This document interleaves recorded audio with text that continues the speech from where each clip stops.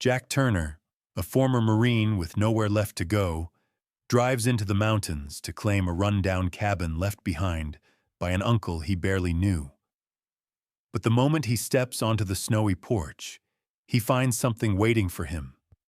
A German shepherd named Rex, guarding the home like he's been waiting for Jack his whole life. But here's where the story twists. A stranger shows up days later, claiming the land, claiming the dog, and claiming Jack has no right to be there. And when night falls, Jack discovers this wasn't a warning. It was the beginning of a fight for survival. Why did Walter leave the cabin only to him? What secret was he protecting? And why does Rex refuse to leave Jack's side? Stay with me, because by the end of this story, you'll see how a broken man, a loyal dog, and a forgotten cabin become the miracle that saves them all. Before we begin, if you love stories about kindness, loyalty, and God's quiet miracles, please hit subscribe, leave a comment, and thank you so much for being here. Let's dive in. The winter afternoon in Denver felt sharper than any cold Jack Turner had endured overseas. The city lay under a brittle sky the color of worn steel, and a dry wind scraped down the narrow streets, rattling old shop signs and carrying a faint smell of exhaust and snow. The kind of cold that seeped through jackets, through bone, through memory. Jack stood outside the bus depot with a single duffel bag slung across his shoulder, the weight of it nothing compared to the weight of the last 12 years. He had spent most of his adult life in the Marine Corps, and now, for the first time, he stood without orders, without a mission, and without a place to return to. Jack was a man shaped by discipline and quiet survival. 33 years old, 6 feet tall, lean but solid, with shoulders that still carried the posture of a soldier. His hair, dark brown and cropped short, revealed a faint scar on his right temple from a roadside explosion years earlier.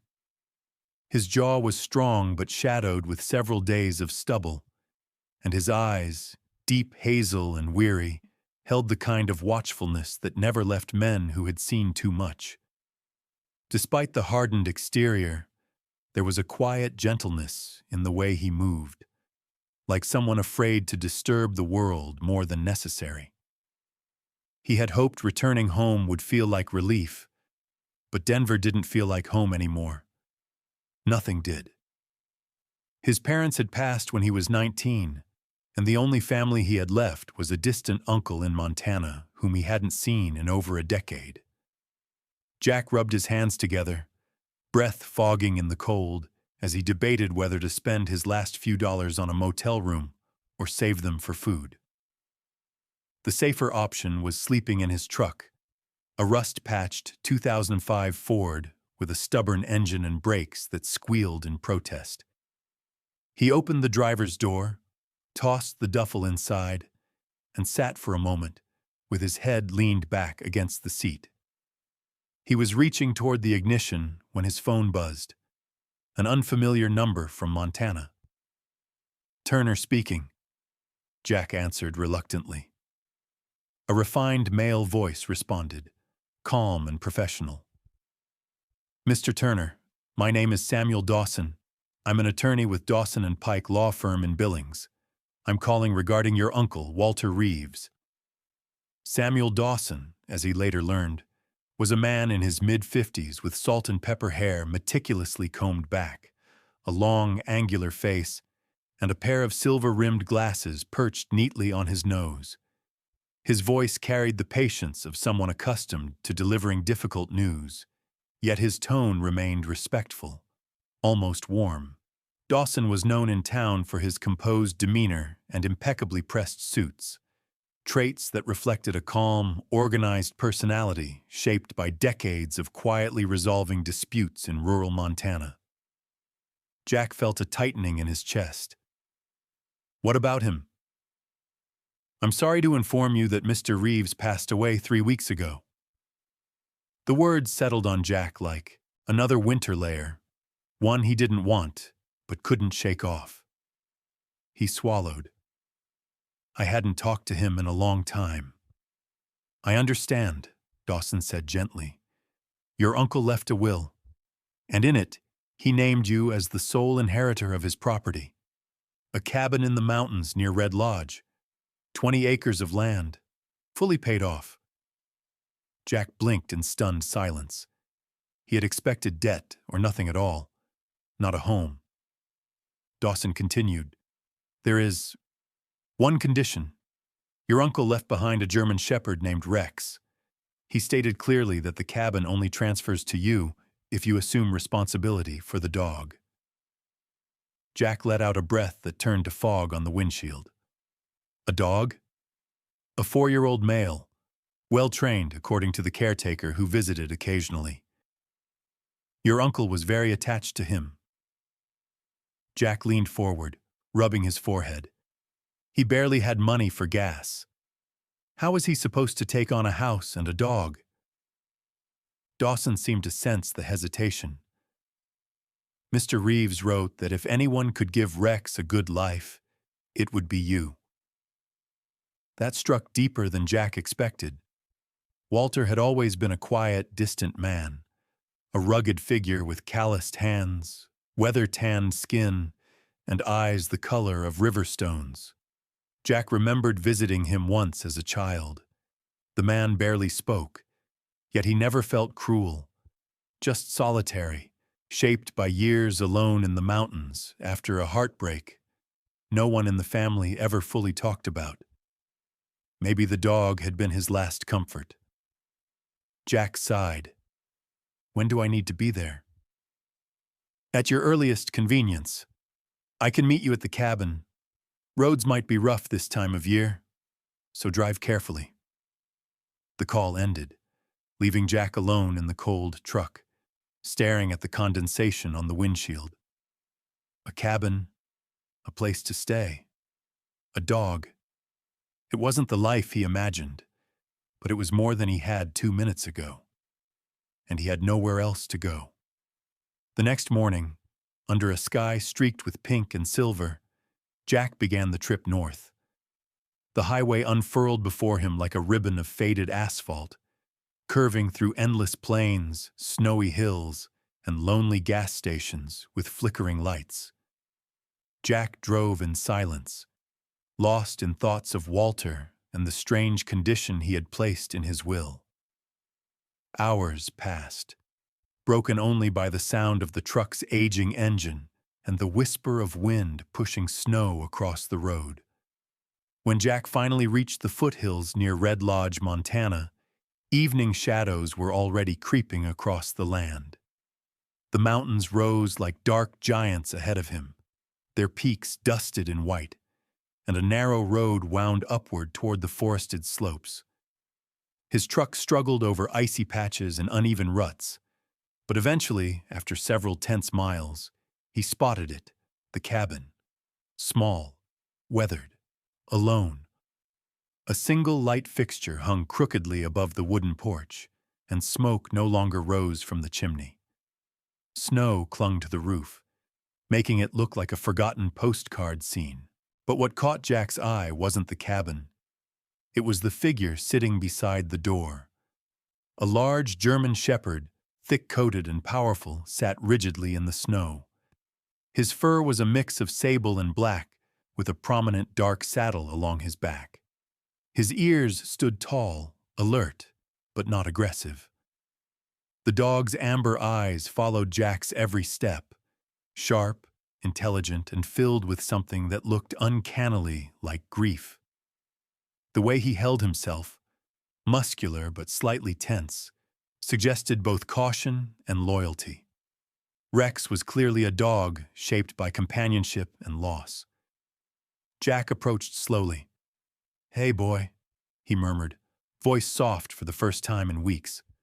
Rex didn't move, but his ears flicked forward. Snowflakes gathered on his muzzle, melting into the thick fur. Jack crouched, extending a hand. "I'm Jack. I guess we're supposed to take care of each other now." Rex stepped closer, sniffed Jack's hand, then pressed his head gently into the man's palm. Something inside Jack shifted, a tight knot of exhaustion loosening ever so slightly. He whispered, "We're home, boy. Let's start over." Rex wagged his tail once, slow but certain, as if accepting the promise. And for the first time since returning from war, Jack Turner didn't feel completely alone. The morning light crept slowly over the Montana mountains, slipping through the tall pines that surrounded the cabin and scattering warm gold across the frosted earth. Jack Turner opened his eyes on the old sofa, his back stiff from the springs pressing against him.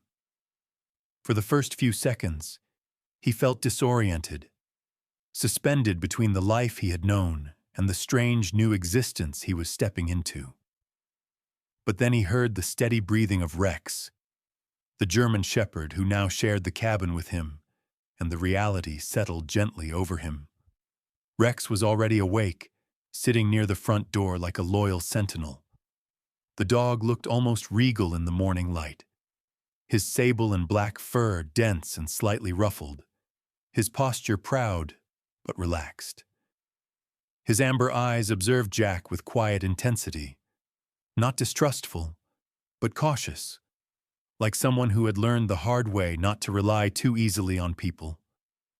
Jack admired the strength in the dog's build, the defined muscles beneath the coat, the quiet discipline shaped by years beside a man like Walter. Jack pushed himself upright and rubbed his hands over his face. "Morning," he muttered. Rex's ears perked, and he padded over, resting his head near Jack's knee, a small gesture that felt like the beginning of acceptance. The cabin smelled of old pine, dust, and the faint sweetness of wood smoke that lingered from years of fires in the stone hearth. Jack stood and walked toward the table where he had left the leather-bound journal he found the night before. It was old, worn, and soft from years of handling. The initials WR were pressed into the cover. Jack opened it and began to read. The first entry was written in strong handwriting. "I found Rex today, skin and bone, terrified of everything except my voice. Someone abandoned him behind the mill. People can be cruel in ways animals never are." Jack's eyes drifted to Rex, who lay near the fireplace, his tail flicking once as their eyes met. It was hard to imagine the powerful creature before him as the frightened pup described on the page. Jack read on. "Jack has the same heart his father had, strong but soft in the places that matter. If life ever breaks him, maybe this place will fix him." Jack exhaled slowly, surprised by the warmth in Walter's words. He hadn't known Walter well enough to imagine the man writing something so thoughtful. He tried to picture Walter again, tall, broad, with deep-set eyes and a beard streaked with gray. Walter had always carried the aura of someone who had seen a lot of life and spoken little of it. Jack never knew what loss had driven Walter into solitude, but the journal hinted at a betrayal deep enough to make a man walk away from the world. He turned the page. "If Jack ever reads this, I hope he understands. Rex needs someone who won't leave. Humans failed him once. Don't fail him again." Jack closed the journal and swallowed hard. "I won't," he murmured. Soft knock startled him.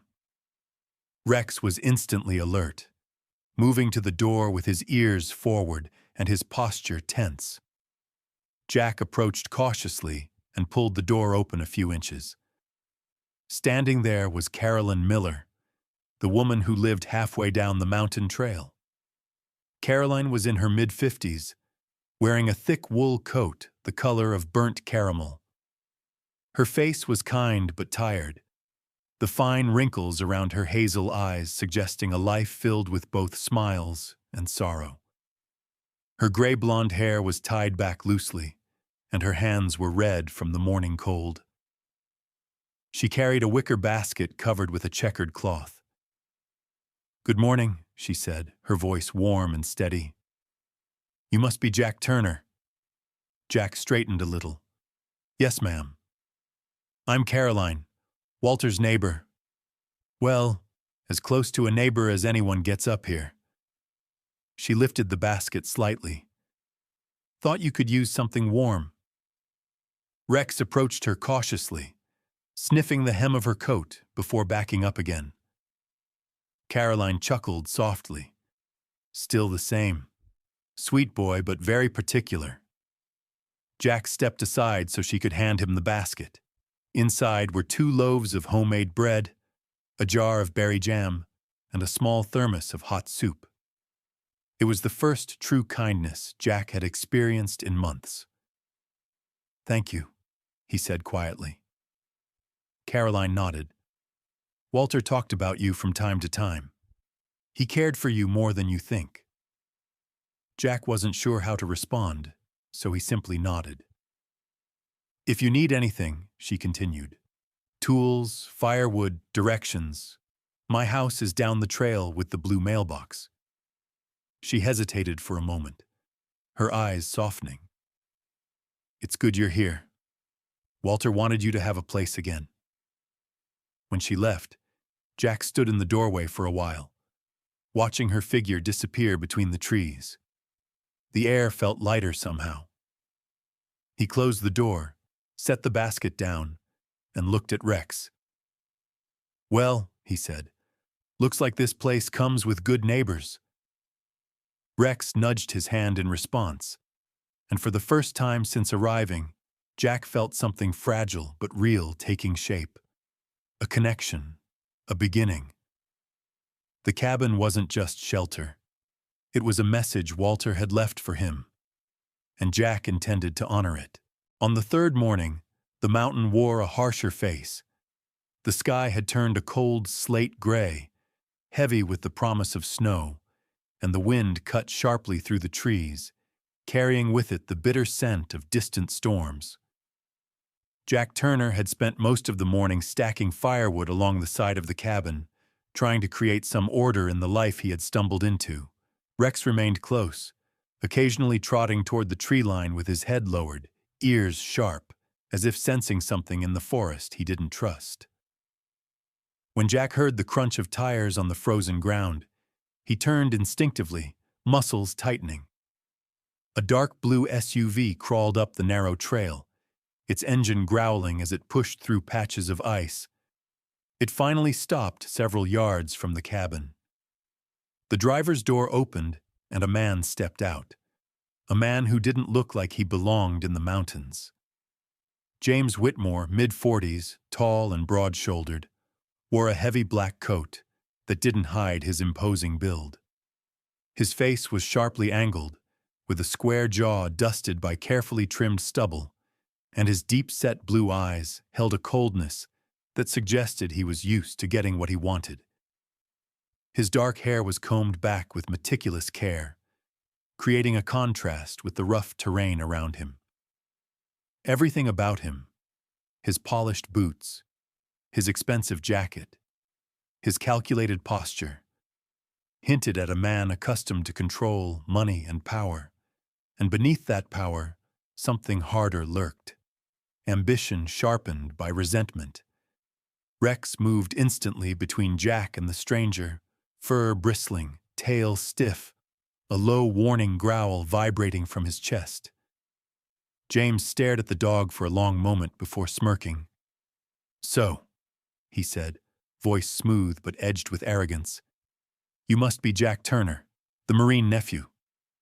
Jack stepped forward, keeping one hand near Rex's head. "That's me. And you are?" "James Whitmore." He tapped the side of his SUV. "I used to do business with Walter, or tried to." His tone shifted with irritation. "Your uncle was stubborn to the point of stupidity."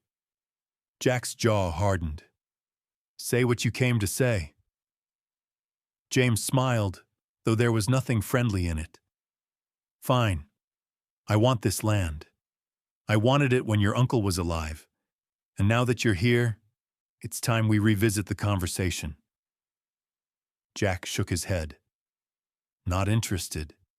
James stepped closer, ignoring Rex's growl. Let me be clear, Turner. This land sits on a mineral deposit worth a fortune. Walter knew it. He blocked me out of it for years. And now you, a broke, jobless veteran, think you can just move in and play house? Jack didn't move. The cabin stays mine, and Rex stays with me. James gave a soft laugh, but the anger beneath it was unmistakable. You think you can survive out here? On a soldier's pension and good intentions? He leaned in with a whisper sharp enough to cut. Men like you break easily. Life up here will chew you up. Rex lunged forward, teeth bared, forcing James to stumble back. James's eyes burned with fury. Careful. A dog that protective might cause accidents. Jack stood his ground. Get off the property. James stared at him for several seconds, calculating, before finally backing away. I'll be back, Turner. This isn't over. He climbed into the SUV, slammed the door, and sped down the trail, leaving a plume of exhaust twisting angrily behind him. The mountain quieted again, but something invisible had shifted. Rex remained tense, pacing near the porch, ears twitching at every sound. Jack crouched to stroke his fur, whispering, "It's okay, boy. I'm not going anywhere." But the comfort didn't last long. Night fell quicker than expected, and with it came a thick, moonless darkness. The wind howled like a warning, scraping against the wooden walls. Jack sat near the fireplace, journal in hand, but he found himself reading the same sentence over and over, unable to focus. Rex lay by the door, head low, listening. Then it came. The first sound. Crunch. A slow, deliberate footstep outside. Rex's head snapped up. A second sound. Another footstep, but heavier this time. Jack stood quietly and grabbed the flashlight. When he cracked the front door open, freezing air slapped against his face. He aimed the beam into the forest, catching glimpses of branches, snow, and shifting shadows, but nothing human. Then a flash, a beam of light, sweeping across the trees from somewhere deeper in the woods. Another flashlight. Jack felt a chill crawl along his spine. Someone was out there. The trees rustled, not from wind, but from movement. Rex growled low, hackles raised.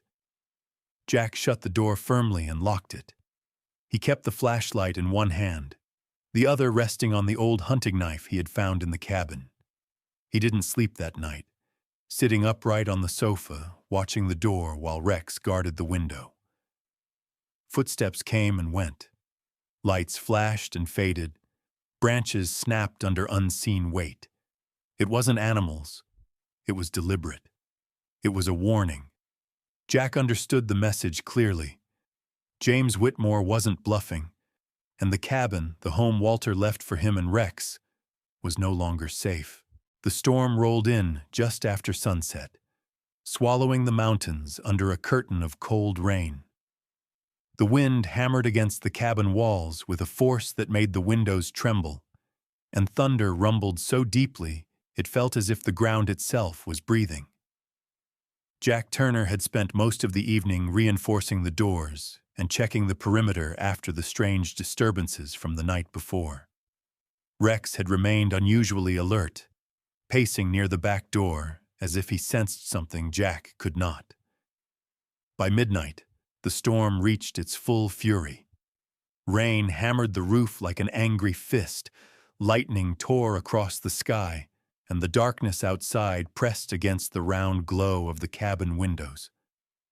Jack was dozing lightly on the sofa when Rex suddenly shot up, ears pointed, muscles tight, a deep growl vibrating from his throat. "Rex?" Jack whispered, but the dog was already moving. Rex bolted toward the rear of the cabin, claws scraping the wooden floor.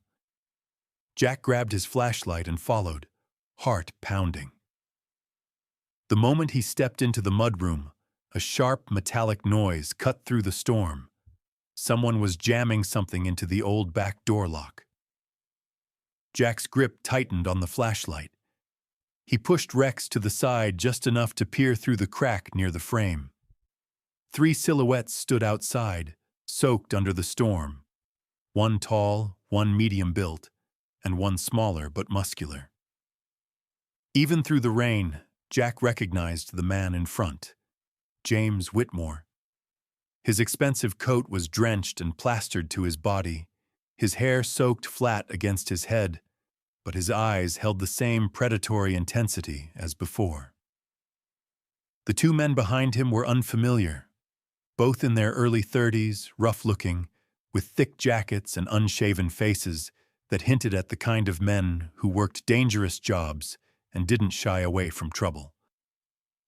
Rex planted himself between Jack and the door, fur standing straight, teeth bared.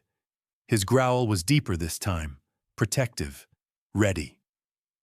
James shouted through the storm, "Open the door, Turner! You have something that belongs to me!" Jack yelled back, "Get off my property!" Rain hammered the roof harder. One of the unfamiliar men, a broad figure with dark hair and a heavy jawline, slammed a metal bar against the lock. Sparks flew. James pointed at Rex and screamed, voice cracking with rage, "That dog is mine! Walter stole him from me! He promised Rex to me years ago!" Jack felt a spark of fury ignite. Walter saved Rex from a life you would have destroyed. The man with the metal bar struck the lock again. Rex lunged at the door so fiercely that it shook on its hinges. His snarls filled the room, deeper and more dangerous than Jack had ever heard. Jack grabbed the old rifle Walter kept above the kitchen doorway. It wasn't loaded for hunting, but it worked fine for warning shots. He flung open the small back window just enough to stick the barrel out. "Last chance!" Jack shouted over the wind. "Leave now!" James didn't stop. He motioned to his men to break the door. So Jack pulled the trigger. The warning shot exploded into the air. Thunder swallowed the echo, but not fast enough to hide the panic it caused outside. The men stumbled back, swearing. Rex barked viciously, slamming his paws against the door.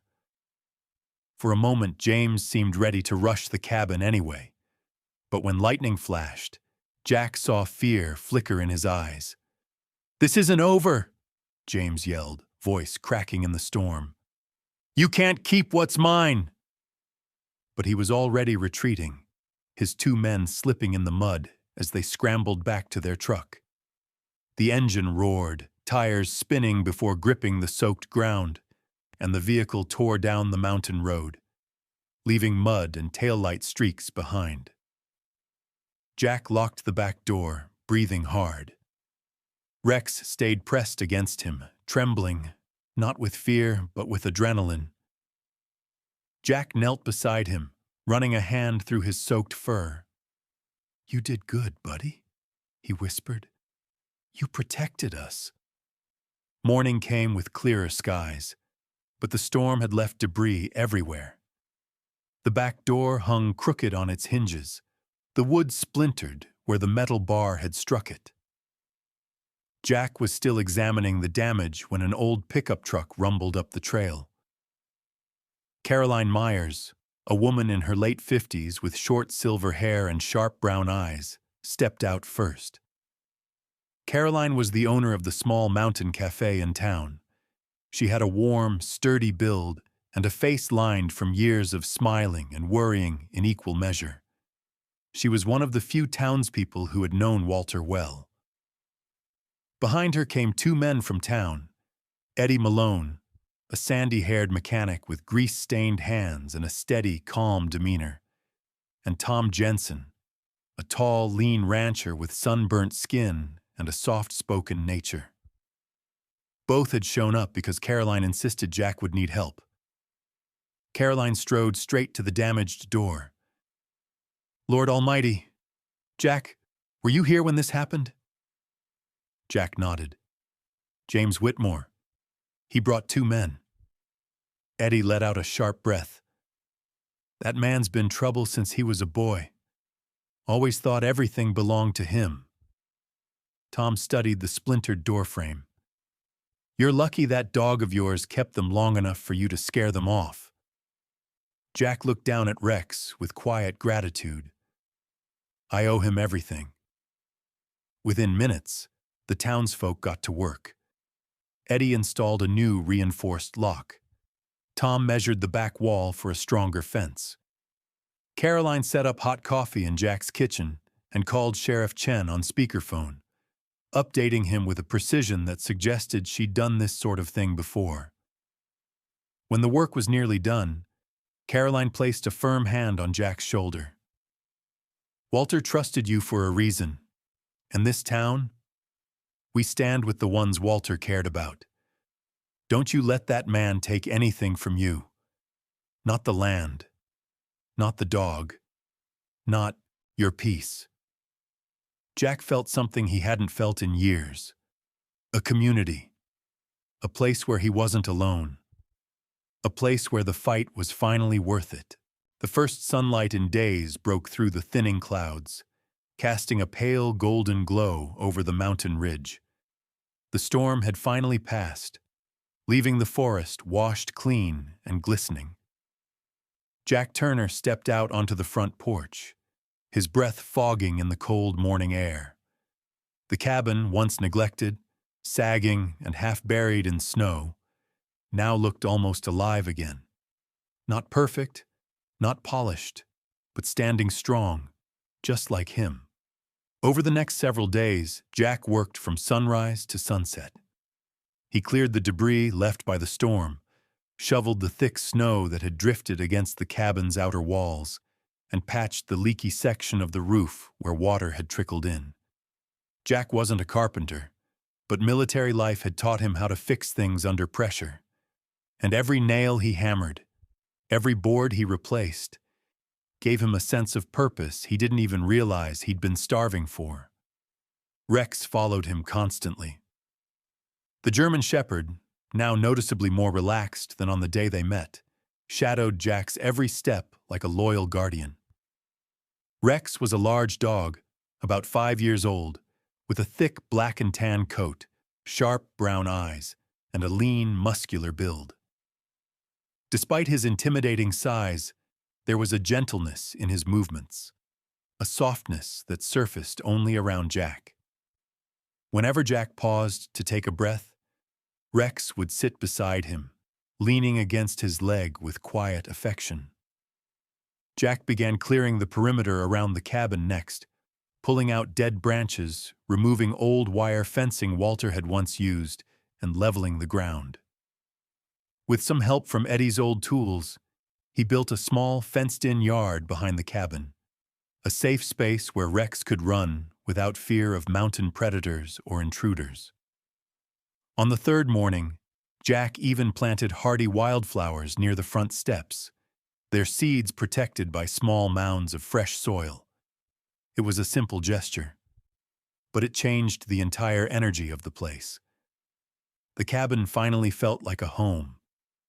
Inside, he tackled the dust, cobwebs, and forgotten belongings that filled every corner. He found old jackets Walter had worn years ago, a broken radio, newspaper clippings about mining rights, and even a box of medals from Walter's military service. Jack cleaned each item carefully and placed the medals on the mantel above the fireplace. "You deserved better, old man," he murmured.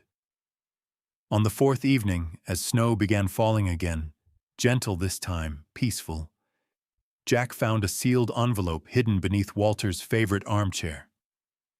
His name was written on the front in Walter's careful handwriting. Jack sat at the table, Rex settling at his feet. He opened the envelope. Inside was a single letter. "Jack, if you are reading this, it means you finally came home. even if you didn't know this place was yours yet. I spent many years alone, more than any man should. People I trusted left me, friends betrayed me, and family drifted away. But you reminded me of the man I used to be, strong but kind, tough but not hardened. I leave you this cabin not just because you need a roof, but because you need a reason. Rex is more than a dog. He is the one soul who never left me.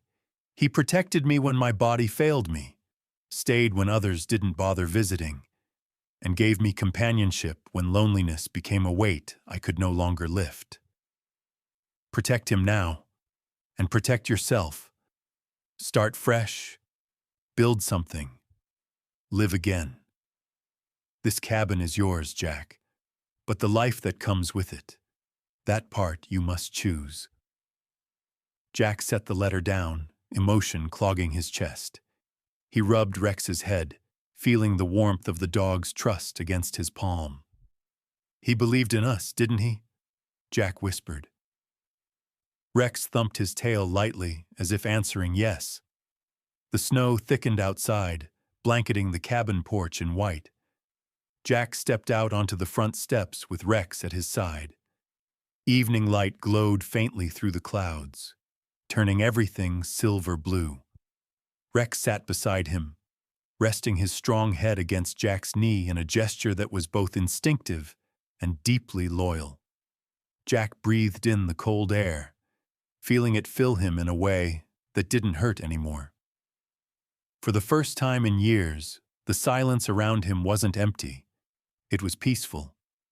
He had a home. He had a companion. He had a purpose. And as the snow continued to fall around them, Jack understood something profound. The inheritance Walter left him wasn't a building. It was a chance to rebuild himself. And he wasn't going to waste it. Life has a way of breaking us down, especially when we least expect it. There are moments when we feel lost, abandoned, or unsure if we have the strength to keep going. But often, in those darkest moments, God sends us a quiet miracle. Not loud, not dramatic, but just enough to pull us back toward the light. For Jack, the miracle didn't come in the form of money or comfort. It came as a weathered cabin, a loyal German shepherd, and a letter from a man who loved him in silence. God didn't give Jack what he wanted. He gave Jack exactly what he needed. A reason to stand up again, a place to rebuild, and someone to love and protect. And isn't that how life often works for all of us? God may not open the door we pray for, but He will place a light along the path. A kind stranger, an unexpected opportunity, a small reminder that He has never left our side. If you're going through hardship right now, remember this. God is still working behind the scenes. Your miracle may already be on the way, in a form you don't expect, through a person you haven't met, or in a place you never thought to look. Hold on to faith. Hold on to hope. God is writing a story for you, even when the page feels empty. May God bless you and your family. May He bring peace to your home, comfort to your heart, and healing to every burden you carry. May His light guide your steps today and every day ahead. If you are watching this right now, may God place protection, favor, and grace over your life. Amen. If this story touched your heart, please like the video to help share messages of kindness and hope. Comment something simple like, "I believe in God's miracles," or share a blessing you've experienced. Subscribe so you won't miss future stories of faith, redemption, and second chances. Share this video with someone who may need encouragement today. Your engagement helps these stories reach more people who are searching for hope, and together, we can shine a little more light into the world.